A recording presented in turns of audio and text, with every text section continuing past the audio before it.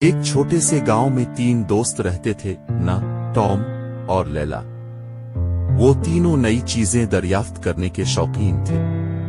ایک دن جب وہ باہر کھیل رہے تھے تو انہوں نے ایک بوڑھے دیہاتی کو سرگوشیوں والے جنگل اور اس میں چھپے خزانے کے بارے میں بات کرتے سنا۔ خزانے کی تلاش میں پرعزم تینوں نے جنگل کی طرف سفر کرنے کا فیصلہ کیا۔ جیسے ہی وہ اندر داخل ہوئے، درختوں نے سرگوشیاں کرنا شروع کر دی، جیسے کہ وہ راز بتا رہے ہوں یا انتباہ دے رہے ہوں۔ جتنا وہ آگے بڑھتے گئے، جنگل اتنا ہی گہرا اور تاریک ہوتا گیا، لیکن ان کا جوش خوف پر غالب رہا۔ کئی گھنٹے چلنے کے بعد وہ ایک پرانی ویران حویلی کے قریب پہنچے۔ یہ جگہ بہت خوفناک لگ رہی تھی، لیکن ان کی تجسس نے ان کے خوف پر قابو پا لیا۔ شاید خزانہ اندر چھپا ہوا ہے، ٹام نے کہا۔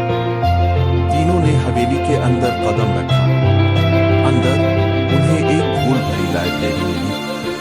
ہر طرف کتابیں بکھری ہوئی تھیں، لیکن ایک کتاب چمک رہی تھی۔ لیلا نے اسے کھولا اور ایک روحانی آواز نے سرگوشی کی، خزانے کا راز کھولنے کے لیے کلید تلاش کرو۔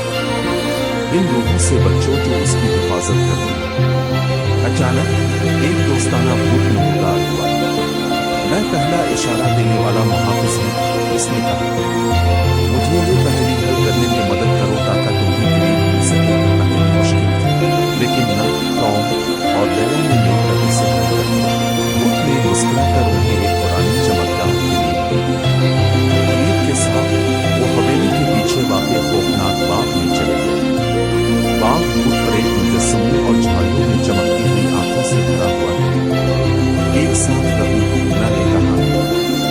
جیسے ہی وہ چلے، مجسمے حرکت کرنے لگے۔ وہ روحانی شکلوں میں تبدیل ہو کر بچوں کو کہتے ہیں، آگے بڑھنے کے لیے پوشیدہ جواہر تلاش کرو۔ تینوں نے باغ میں تلاشی اور آخرکار ایک چمکدار جواہر ملا۔ غائب ہو گئے اور ان کا راستہ صاف ہو گیا۔ آخرکار وہ ایک بڑے قدیم درخت کے قریب پہنچے۔ درخت کا تنے اندر سے چمک رہا تھا۔ خزانہ شاید یہاں ہو، ٹام نے کہا۔ وہ اندر گئے اور ایک صندوق ملا۔ کلید بالکل کھوٹا گئی اور انہوں نے اسے کھول کر ایک خوبصورت چمکتا ہوا تعویذ پایا۔ جیسے ہی انہوں نے تعویذ اٹھایا، حویلی اور باغ کی روحیں دوبارہ نمودار ہو گئی۔ شکریہ، انہوں نے